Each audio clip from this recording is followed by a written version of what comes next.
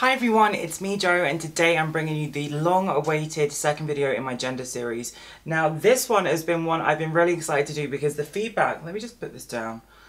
Oh goodness. Have you ever had this thing on your phone where you FaceTimed your friend and then it still says that you're returning to call? So you think you're actually on camera to someone but you're actually not because your phone's playing up? That. So I was so nervous about doing my first video and it was super long. It was more like a mini episode, if you will. And that was kind of how I envisioned, we'll go with either. That's how I wanted to play with this series. I wanted to give a platform for a series that could educate people that were looking for it. Funnily enough, I've actually just seen James Mansfield from Drag Race's Drag Herstory.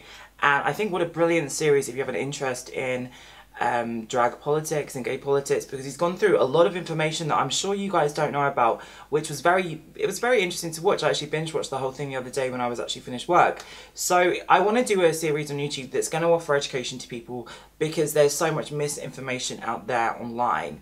So about 4 months ago, I was contacted to be involved in a TV show and they wanted me to come on as a panellist to talk about a lot of issues, and they gave me a range of questions they wanted to ask me, and it was meant to happen last week. Now, I've been asked to do a few things like this. There was actually a guy that reached out to me recently to work with a magazine in London, and he does like a pilot show, and he wanted me to be involved in a panellist thing.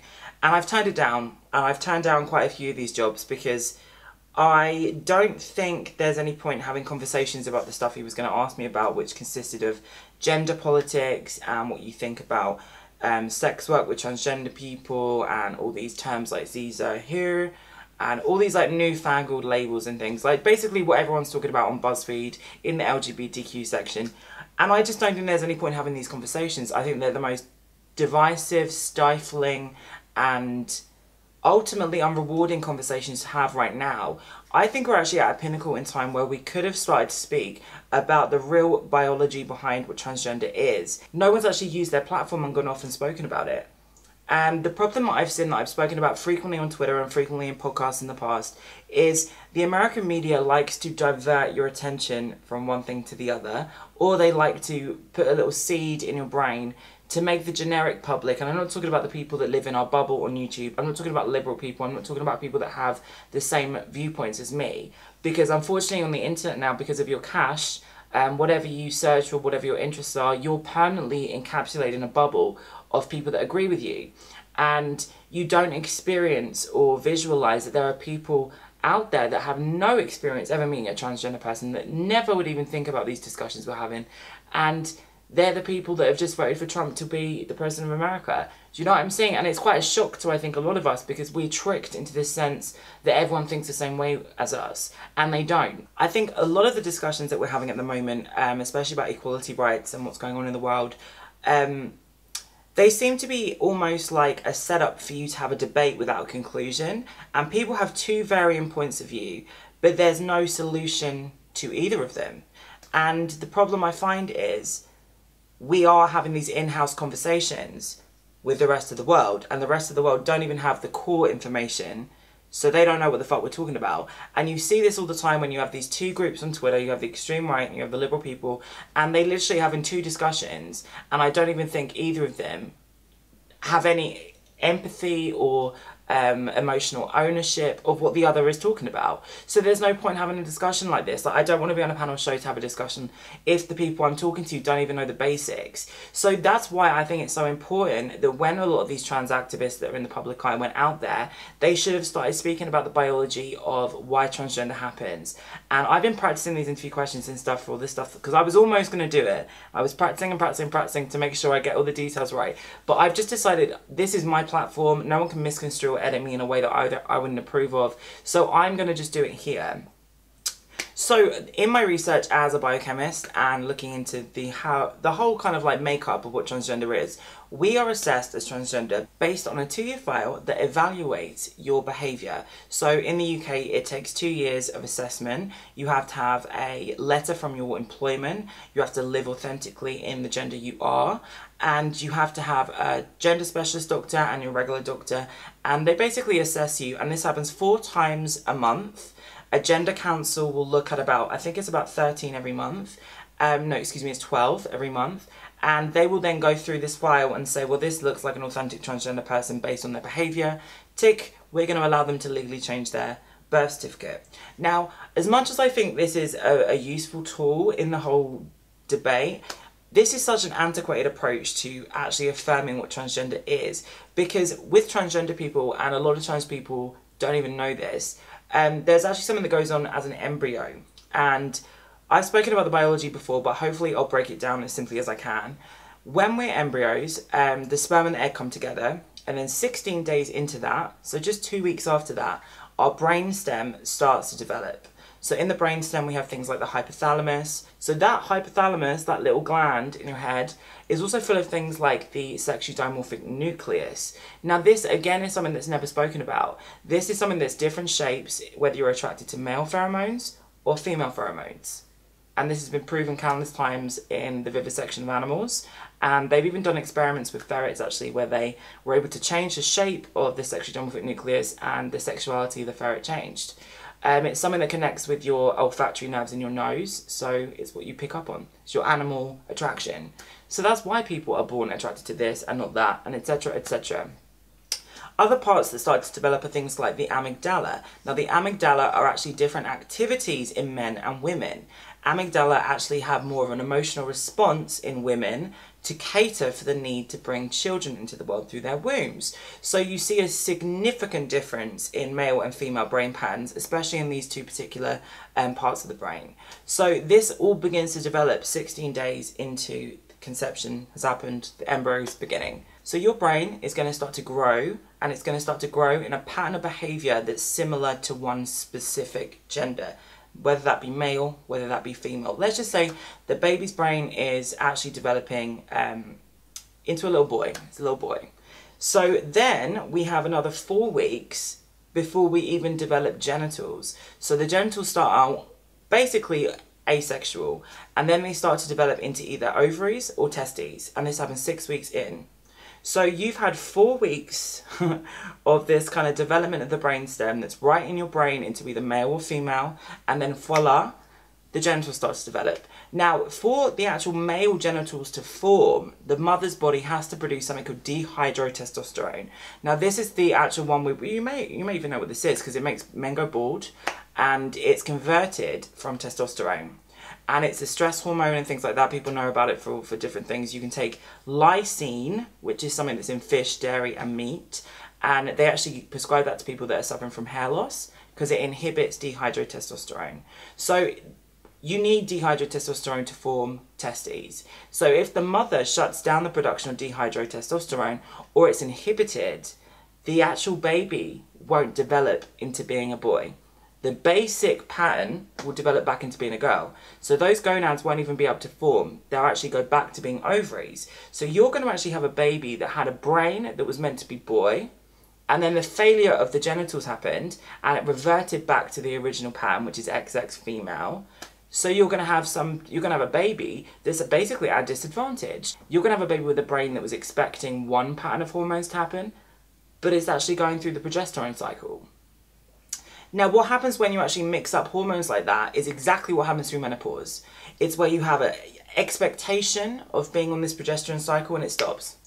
So all the effects you go through menopause are comparable to what trans people go through during puberty, because you are expecting to go through one set of instructions that your brain's all built to deal with, but it's not happening. And the opposite case is when the baby's brain is female, but the actual genitals developed into a male genitalia. It's actually the same as getting a steroid shot, because the testes work like a steroid shot of testosterone. So imagine the discord this can cause people, and look at the side effects. The anxiety, the depression, the disconnect with the body, the way that you can, like even things like heat acclimatization. Back in the day when me and Michael James were friends and we go to London and they'd sneak me into all these London clubs, I would get there and I could not stop overheating. Like, you have no idea. My makeup would sweat off my face. There's old pictures that I'll try and crop in here of me having one of these meltdowns and having to be rushed outside, because it's crazy. You can have things like memory loss, which I know Caroline Cossey suffered with, who's a famous trans woman who was a supermodel. this is something that happens just because this expectation of hormones is so different to the reality of them.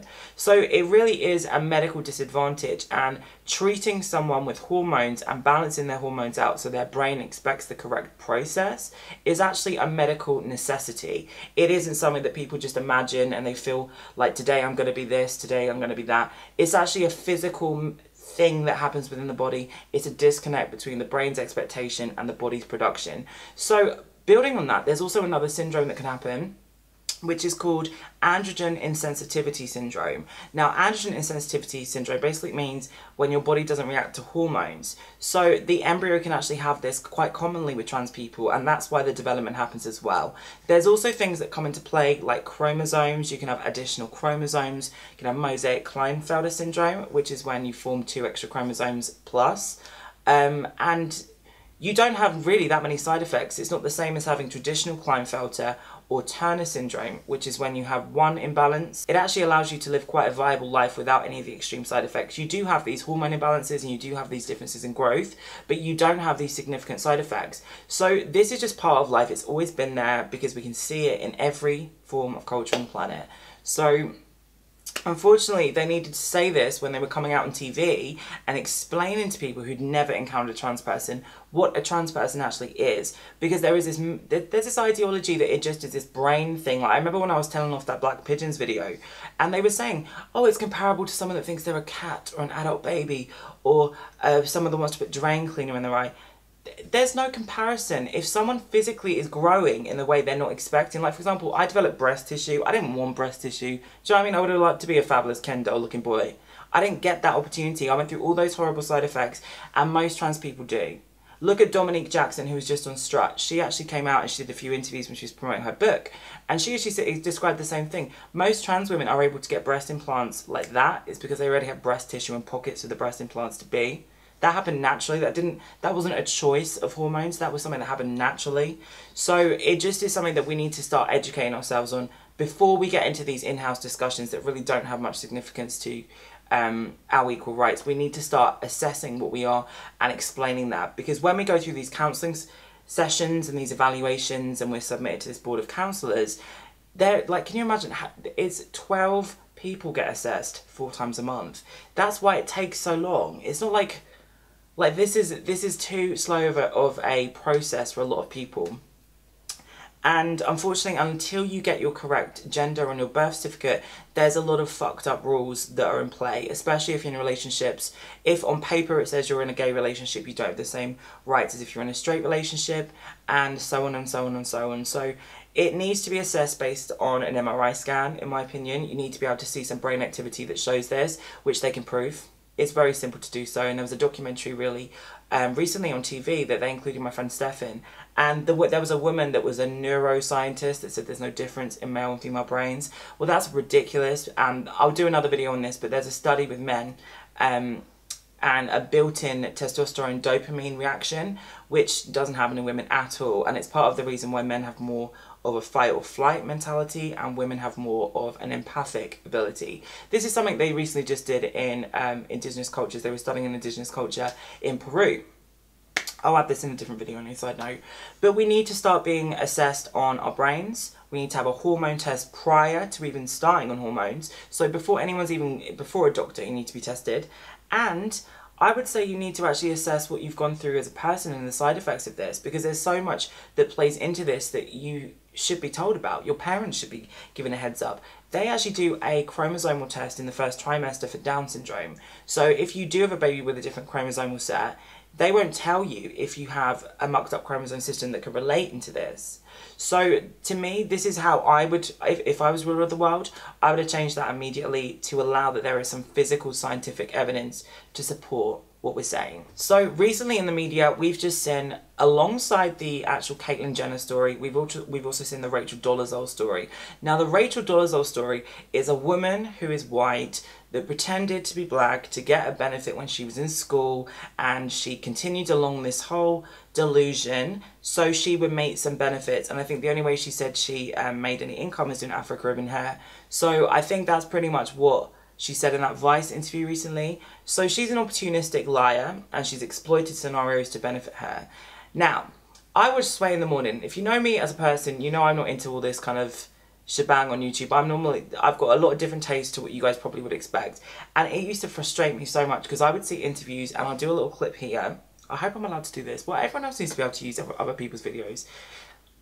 This is the kind of reaction that I'm seeing all the time. And to people that have never encountered a transgender woman, and people that come from a religious background, and people that just don't have any, they're driven to a fear that being feminine is something wrong if they're men. And people are being taught that being transgender is someone tricking you. Now, darling, there's no such thing as transracial. They be given a shitty deck of cards. Stop vilifying people. Do you know what I'm saying? Like, I would never have chosen to put myself at a disadvantage. I would never have chosen it. But now this is what I'm dealt with, and I'm making the most of it. But this is why I think that these conversations that are happening, especially on shows like Strut, I remember Laith Ashley, who I'm a huge fan of because he's fucking gorgeous, he was set up on a blind date. So the woman he was on a date with didn't know he was transgender. So she asked on a date, do you still have a vagina? Now, I don't think that's appropriate for a stranger to come up to you and assume they can ask you about your genitals. But if you're on a date with someone, you have some kind of indication they're going to be intimate with them. So I don't think that's an inappropriate conversation. But it's making people so precious and so kind of like, I can't say this, I can't say that, I can't ask this. Actually, you can, because we need to start educating people on what this is. And the more education we have out there and the more facts we have out there, the less people can blame on fantasy and fiction, because that's how people justify their reaction to you. So this is going to be the end of my second series, and I hope you guys could follow that comprehensively, because I know I go off to tangents left, right and centre in this, but we need to stop attributing fiction to what we are, and we need to start having conversations that actually start informing the people that would never encounter us, because they're the people that are voting without knowing, and they're getting the mainstream media that's portraying transracial Rachel Dolezal in the same sentence. There's no comparison. Do you know what I'm saying? There's no comparison. So I hope that helped. If you guys did enjoy this, please feel free to share it. I'm now finished.